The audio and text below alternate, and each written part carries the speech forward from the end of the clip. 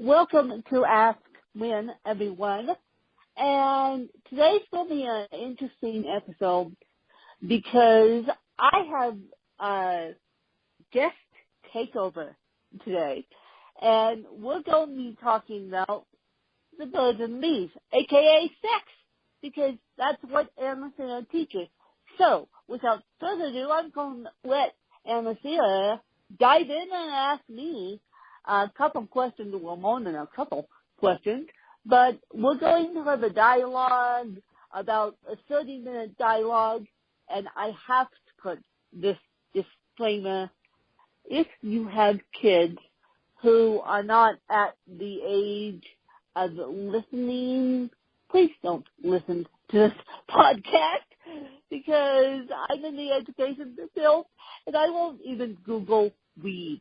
I won't even Google marijuana. Someone said, Denise, seriously, I got a text from a girlfriend/fan, and they said, seriously, you won't Google weed and figure all that one out for a book? And I said, no, I can't Google weed until I'm out of the education setting, because if I accidentally leave my phone on a table, which has happened, I don't want kids to find this nasty stuff on Google that I've been Googling on personal phones here. So, that being said, if you have kids in the car that you don't want to listen to this episode about sex, please don't make them listen to my sex story. But with that disclaimer out of the way, I'm going to let Anna-Thea take it away. Thank you, Wynn. You are so precious, and I feel so honored to be on your podcast and have an opportunity to interview you. And yes, I mean, I hope this is not going to be an X-rated show. I just want to have one question to ask you regarding sexuality, and we'll get to that. But let's see, where do I want to start? I guess I should just say who I am first so people know who the heck I am. My name's Anna-Thea, and I'm a spiritual sexual educator. So really what I do is I help educate women on all aspects of deeply self-loving, or really accepting themselves as who they are as women, their body, their sexuality, their sense of who they are as a woman in the world, and the belief systems that our world has instilled on us regarding all of these aspects, and really giving women a new perspective on what it means to be a woman in our society. And we need these new women. And when I found you, or when we got connected, I was just blown away by who you are, Wynn, and the courage that you have. And so I really feel honored today to interview you. And I didn't know in the very beginning that you had cerebral palsy, and so I just was kind of confused. Who is this person contacting you, right? And then, oh my gosh, When we got really connected, I just felt, I don't want to be interviewed. I want to interview you. So if I guess, can we quickly just say, I think maybe a lot of your listeners know what cerebral palsy is, but can you just say in your own words what cerebral palsy is so that my listeners know what that is and what you have? Yes, I will. Cerebral palsy is a lack of oxygen birth injury. Let's just put it that way. And so kids get it at birth through lack of oxygen. I have a friend that got the umbilical cord wrapped around the neck, Danielle Coulter, who a lot of you guys know as my assistant. She got the umbilical cord wrapped around the neck. So, and yes, that is public knowledge. I'm not just stating that on my podcast right now to explain what cerebral palsy is.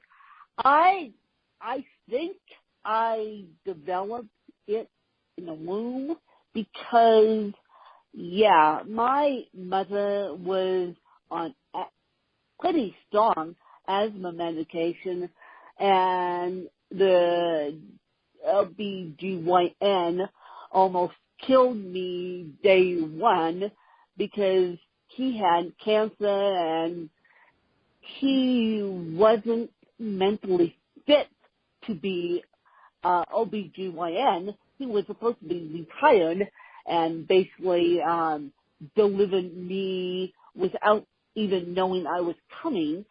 So I developed cerebral palsy, I believe, in the womb, but we're not sure. I know I didn't get the umbilical cord wrapped around my neck.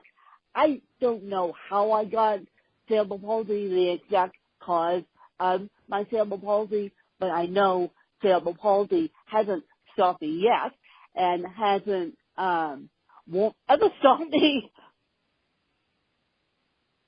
No, because you are in 8 of clubs. We had that conversation. You know, I'm into the Oh, yes. Oh, yes. 8 of clubs, you have a very strong mind. Clubs is about knowledge. 8 is a power card.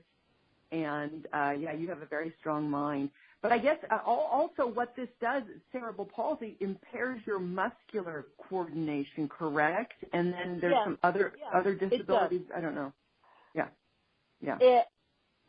It Okay. does. And so I guess also, you know, I help women have a voice. And so what does it do as far as your speech? Have you had to have speech therapy as you've grown up, or what does it do for your ability to communicate? I didn't learn how to speak until I was basically 5. I got, believe it or not, I got thrown out to the University of Virginia, which, for those of you that don't know, UVA and Virginia proper are one of the most cutting edge on medical science, and I was lucky enough that my speech pathologist at the time, she's still a good friend of mine to this day, was aware enough that she and I had reached our limitations as to what she could work on with me, but she had the wherewithal to let me and my parents meet with a world-renowned speech pathologist. I think Suzanne, her name was Suzanne, and she was based out of Charlottesville, Virginia, which is on the East Coast. So basically, I learned how to talk on the East Coast. I didn't learn how to talk in the state of Colorado. No. And so that's why I say when you get diagnosed with cerebral palsy, if you can afford a plane ticket and if you have the financial means to go see an expert, do for your child, because you love your child dearly.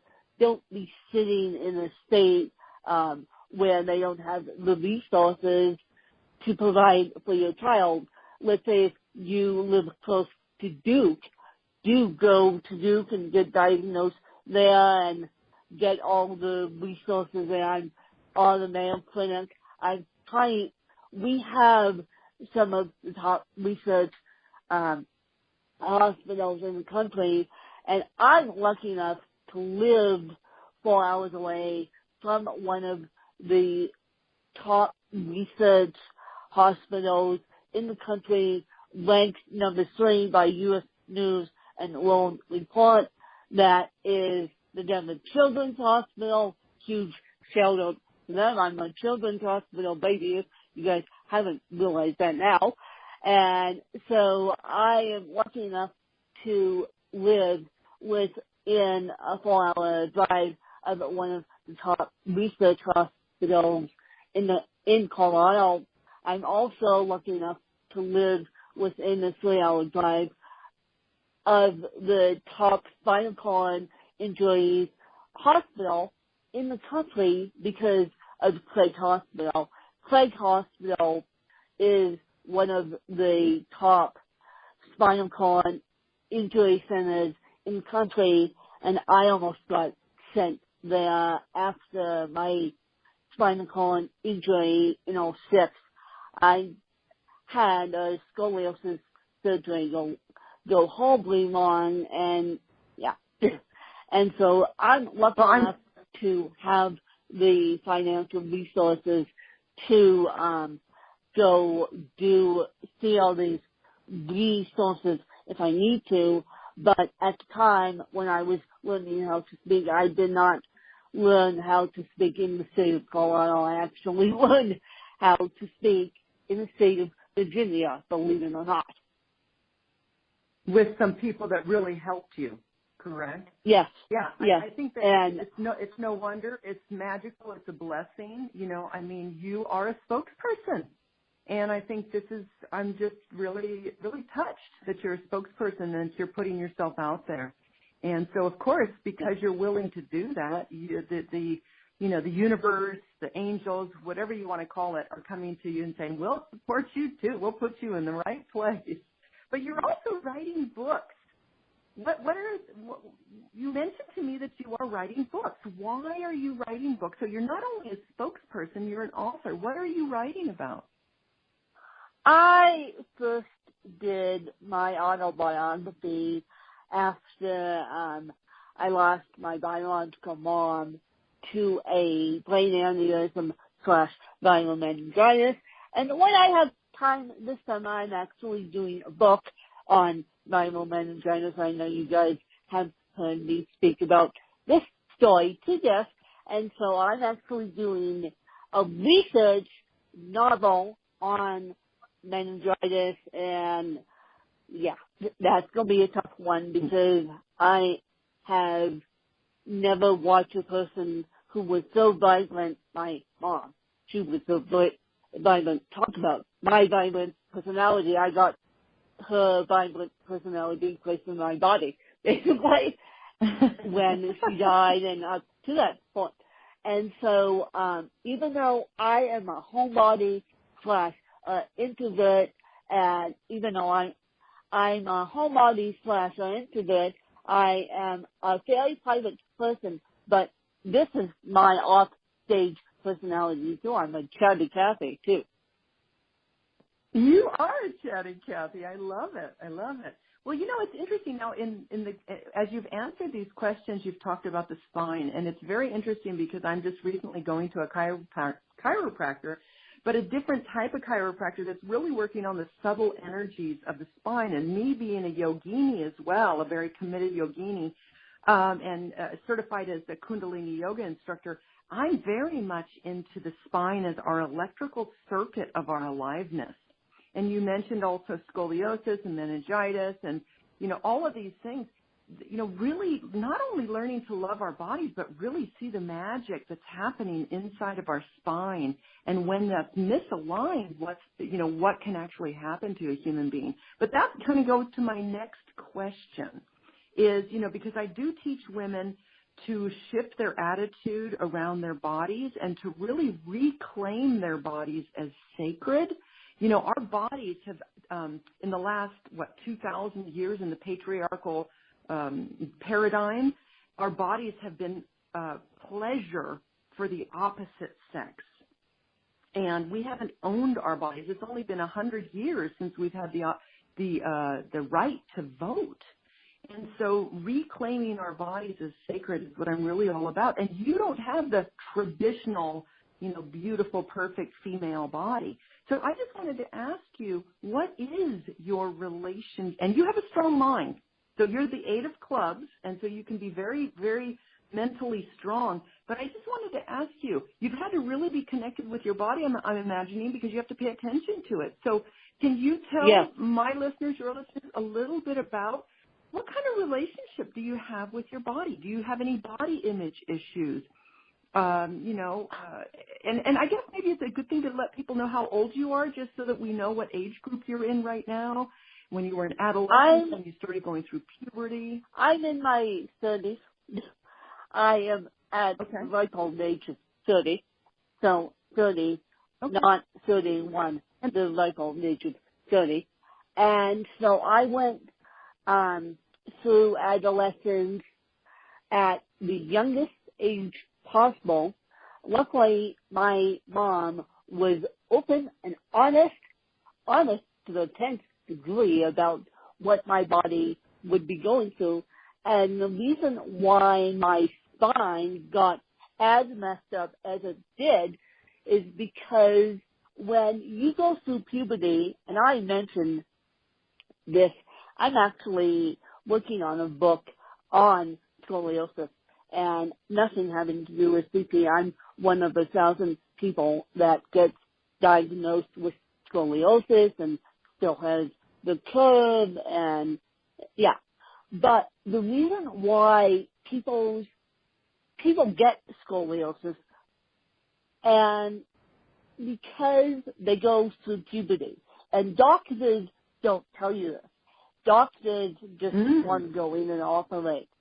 But through my research, believe it or not, 12 years later, reading a UK Daily Mail article about scoliosis because George Stephanopoulos' daughter, who George Stephanopoulos is the one of the anchors of Good Morning America.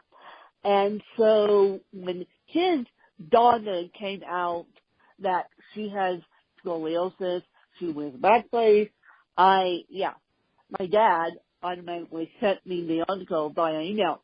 And so they did our expose on scoliosis when the family came out. And one of the things that they said is why that scoliosis occurs when you hit 17 is your body, or 16 or 17, and your body's going through changes, so the spine goes through changes. Interesting. I didn't know that happened at that point. No, and a lot of people don't. A lot of people don't know that. Well, you know, the other thing is that it sounds like you had a really, really wonderful mother to really support you through the process of adolescence and when you were flowering as a young lady. What would you say? How are you connected to your femininity and your sexuality? As a matter of fact, I'd love for you to come on every Wednesday at 11:30 with my co-host Paloma. We have a Facebook Live show, Let's Talk About Sex, and what we're going to be talking about this week, actually, on Wednesday at 11:30 PST, is and it's on my Anna-Thea's Body Wisdom timeline is where I do it. But we talk about pretty pressure. So I just wanted to ask you, what is your relationship with your sensuality, with yourself and your sense of self as a woman and your sexuality? Well, you guys should know that I am gay, which I don't mean joy, I mean gay. So, well, you're also joyful. No, I did notice you're also joyful. Though. That's true. But I have given up on boys. I have given up on boys because boys, even though boys are lovely, they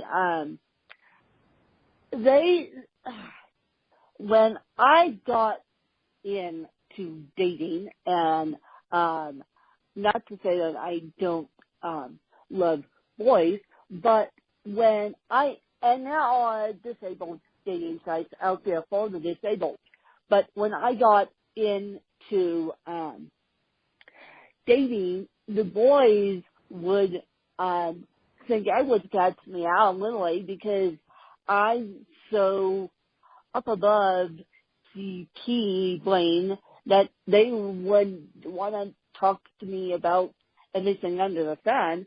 And so I have now given up on boys, and I have declared myself on this podcast as gay, even though I haven't come out to my family, and I won't be coming out to the doctors either because that's going to cause a whole host of problems for me medically because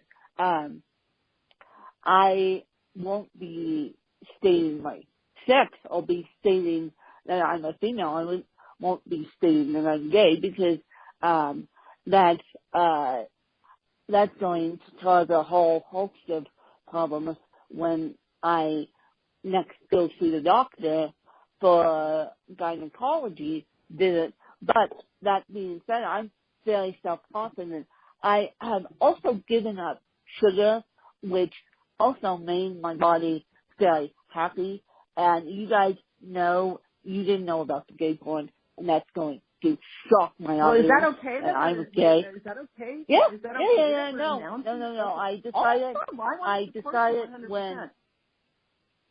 I decided when you were going to interview me that on the week of Valentine's Day, yes, Wednesday is Valentine's Day. And so I decided when we were going to talk about body image, I might as well make my heart happy and let the secret go. Oh, so we're announcing it officially on this show. Yeah. Yes. Okay. So I want to celebrate you and honor you and say, woohoo! Yes. And I think that's perfect. Yeah. I'm so. It's so funny too. When I got the intuitive hit before this show, I'm thinking about it. I'm like, I'm going to be asking her about her sexuality, and I don't know. I got an intuitive hit. Well, maybe she and Danielle are together. So I don't know. Is Danielle your partner? No. Okay. No, Danielle wishes, Danielle is, and I'll be telling her in the next couple of weeks to be, she's my BFF. She's my best friend, and everyone knows that for 15 years plus, so why not tell your BFF and then tell your family, and then I'll figure out the family aspect later. So, yeah. Well, this is awesome. So I want to make sure you're feeling fully held and supported, because that's a lot of courage to just come out and say, this is who I am. Yeah, and I'm proud of it. So, and so now I'm representative of the cerebral palsy community / the gays. Yes, exactly. You're awesome, honey. I think people that are sometimes, who knows? I think the evolution of our species is part of being both male and female in one body. So, this whole process of being gay and same sex, being attracted to the same sex, I think it's part of our evolution. It's always been around too, but it's been hidden. So I really honor you for coming out and being able to say that. And I feel honored that I'm the one that's being able to hold the space for you. Woo-hoo. Well, now the one thing I didn't quite understand though. What I really want our listeners to do. What? I'm sorry. I'm jumping. That is what I wanted to do the week of Valentine's Day, since you and I are talking about body image. I may as well truly put it out there. Yeah, truly put it out there and say, this is who I am. This is who I am. So I am so tickled pink to be able to hold space for you in that respect. This is the other question, though. I didn't quite understand what you said for your reason. You said you dated men, but I couldn't quite understand clearly. Could you repeat what it was that you concluded when you were first with men, and then you decided, no, I want to be with women? What was it that you concluded? You said you love men and everything, which I do too. We all, all of us have a man and a woman inside of us. So, what was it that you concluded? Can you say that again? I can definitely say that again. I was dating men, and I had a long distance relationship for a long time. You guys know that, and my listeners know that. And the man I was dating happened to be my podcast host, but his advocacy for disabled rights and his advocacy for Donald Trump was just a little too strong for my liking. I mean, we did an episode where him and the guest JC and the guest went off on Donald Trump, and I'm sitting here like, okay, enough is enough. But, and because this is a political show, even though JC Juan Carlos and I got along, and we still do, we still communicate via email. But, I thought when I started dating men, and maybe I did it wrong, I don't know, but when I got on the disabled dating site, the men were so below me brain intelligence-wise that they wanted, and Juan Carlos stalked me for 7 years. I didn't know that at the time. He finally came out and told me that he stalked me for 7 years. I missed that. Wait, say that again. I missed. If you can say that just a little bit slower. They were below you, and what was the next word? And they were below me for mentally. So they wanted to talk about, and then the relationship that I was in with Juan Carlos Gil, he stalked me for 7 years. He found me on this disabled dating site, and he stalked me for 7 years because he also thought the women were below his mental capability. Interesting. But why? Because so you're concluding that you'd rather not be with men because of the mental capability? Is that? I am not concluding that. I'll date able-bodied men if they come across my screen. I'll switch back. I'll date preferably women, but I will not date a disabled man in my life. I will not, unless they have my mental capability, which Juan Carlos did. Thank you very much. His political advocacy got a little too strong for me, and he knows that too. And so I just think these people on these disabled dating sites have low mental capability. So when they saw me, I was the cat's meow to them. You are the cat's meow, Ann. I love it. So this is interesting. This is an interesting observation, point of view, and conclusion, I guess you could say. Yeah. You know, that you just wanted to be mentally, intellectually met, so to speak. Yeah. So that was your main. That was your main and thing. You so wanted, that's you wanted why. a That's why I have decided. Yeah. That's why I have decided being gay is easier. Because you feel that women, you found that women are able to meet you in the intellectual realm. Yes, and some men are. Some men are. But basically, men on disabled dating sites are crap. Basically, men on disabled dating sites are crap. And no. So we're not going back to disabled dating, no.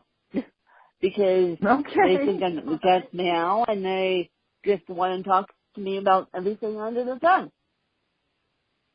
That's wild stuff. Do you think, though, that also just in general that you maybe just have an inclination towards women as compared to men, maybe? I mean, I don't know. What do you think? Yeah, but when, and we'll mention this when I am ready. Just to let you guys know, my birthday is June 22nd, 1987, which means I'm on the cusp of being a Cancer and a Gemini. I act more like a Cancer when than I do a Gemini big time. And Cancers, when you piss us off, we get mean. We get mean, and we get mean not at the small things, but at the big things.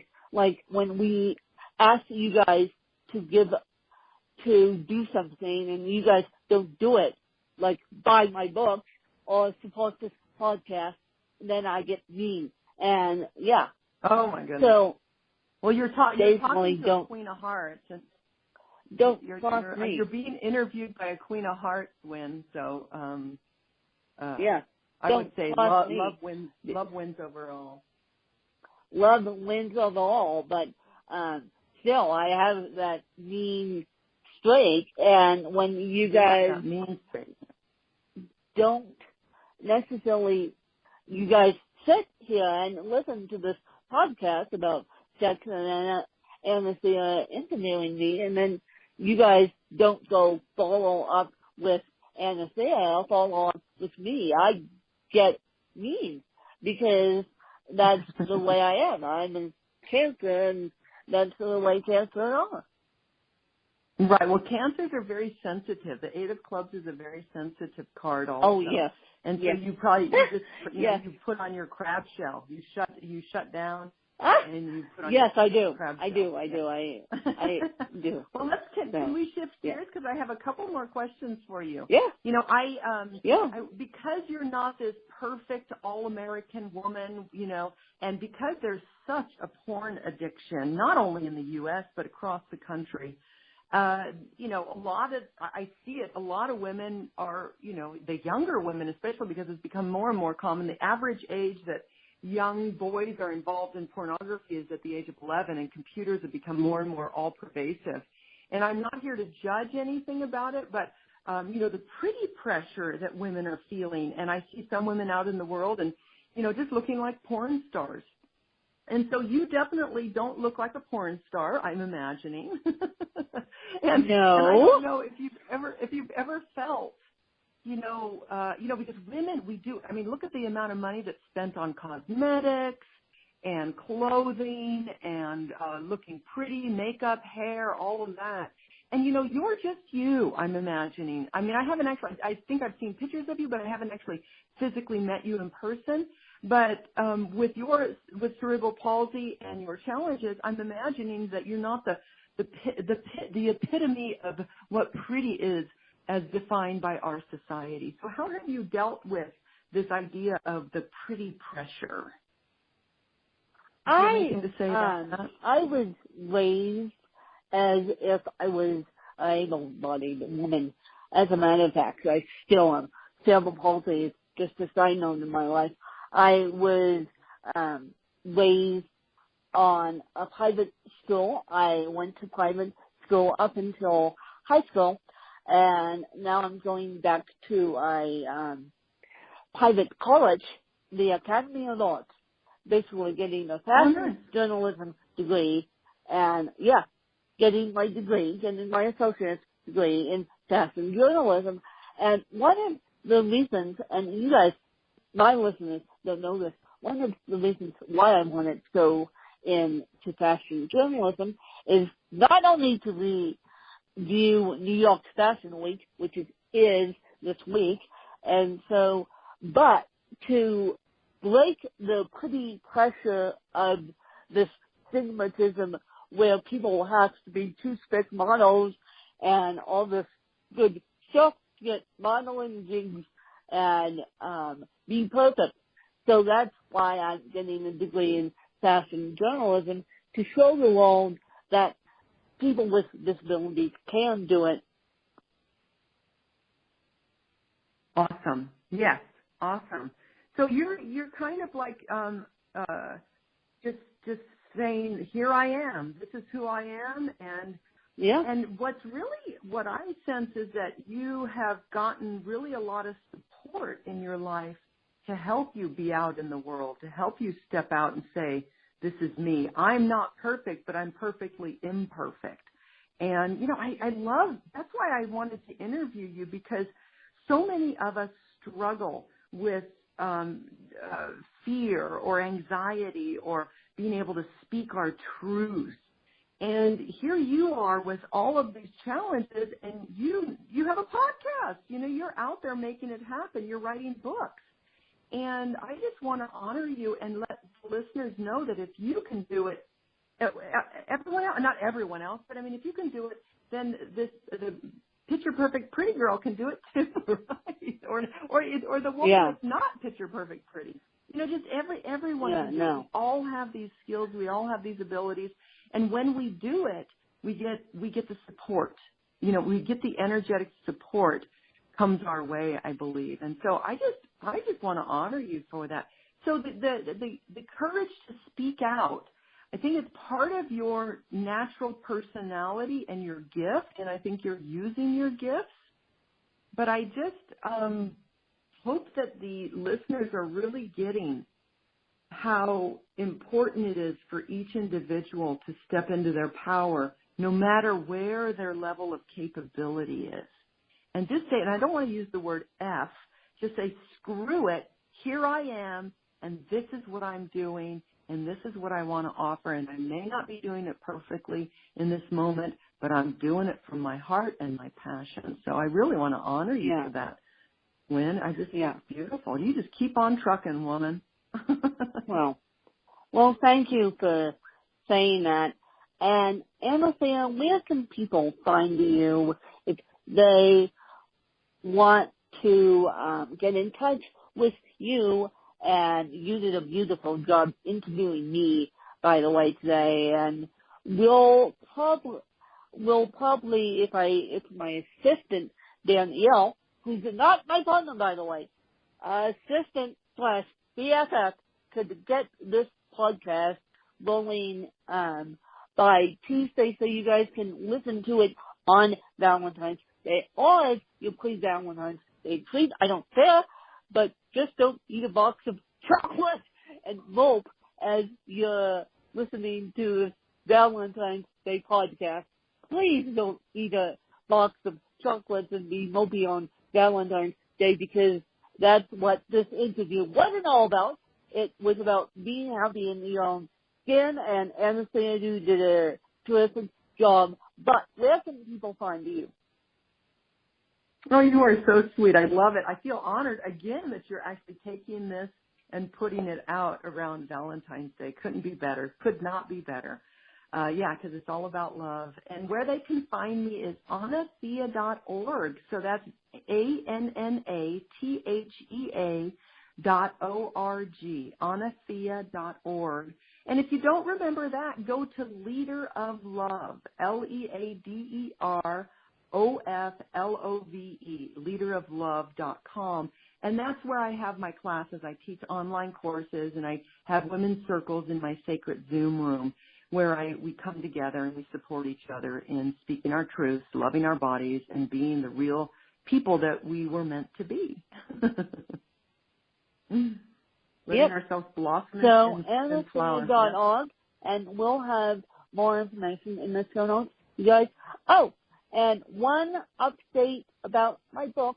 I'm hiding from Awesome Land as I focus on the school, but the books are being worked on. They're being extended, and I signed with my agent. I signed with my editor last week, and she won't agree to copy editing until she reads my manuscript, and she wanted to rewrite my book. So I may be switching to a different editor who is more likely to work with my team, because right now my editor won't even email my ghost right about talk about who's body present here, who's mentally present here. My ghostwriter, who's the sweetest person on the planet, emailed my editor and gave her the update on manuscript, and she hasn't even heard back, and I've been emailing back and forth with my editor, and my editor's now getting concerned that I don't have the money for ghostwriting, which I don't. I have the money for editing. I was truly committed to editing my book, but now my editor wants to read the whole manuscript before she agrees to copy editing. So I may be switching editors once again, because I need someone to work cohesively with my team. And now that I'm a representative for the gays, flesh, cerebral palsy, I Not need that you're a that more than ever. You are. Yeah, I need that more. I need that more than ever because I am representative of thousands and thousands, probably 2,000 plus people that are either gay or have cerebral palsy and need my encouragement.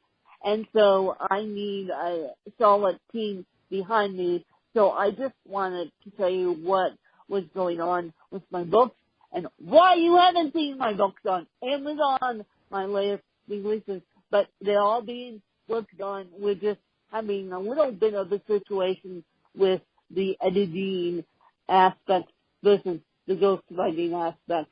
And so I'm talking to a different editor as of the 20th of February, but we'll see what happens on tomorrow as of Tuesday with this editor who I've signed with now, and we'll see what happens if she'll agree to editing my book. And so that's the update on my book. I have a funny feeling, even though they say, oh, your book may not get picked up by an agent, I have a funny feeling that my book will get picked up by an agent because there's very few disabled writers out there, and people always need, they need urban fantasy, which is what I'm working on now, / young adult, with a disabled twist, with characters with disabilities. So I have a funny feeling that my book will get picked up by an agent, even though people will say no, they won't, because agents are picky. But with the right process, you never know what would happen. And so enough with my rambling. And I thank Anna-Thea for interviewing me about body image and everything else. And I hope you guys enjoyed this episode.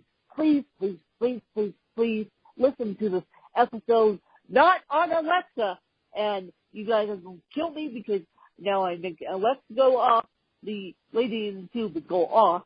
And so please, please, please, please, please don't listen to this episode on the lady in the tube, or if you have the Spotify skill, please, please, please don't make this episode loud in the room because it's about sex and birds and bees, and I don't want to get in trouble educationally. Yes, things I have to do in education that, So when I step out of education and become a full-time writer, that will be a lot easier. But right now, my workplace does support my podcast because one of the core values is the arts. But I just want to make sure that this is a family-friendly podcast. But if you have kids that are under that age, please let them listen so they know about body image. And as I said, I thank Anna-Thea for coming on and interviewing me, and we'll have more of Anna-Thea's information in the show notes. Thanks to you guys.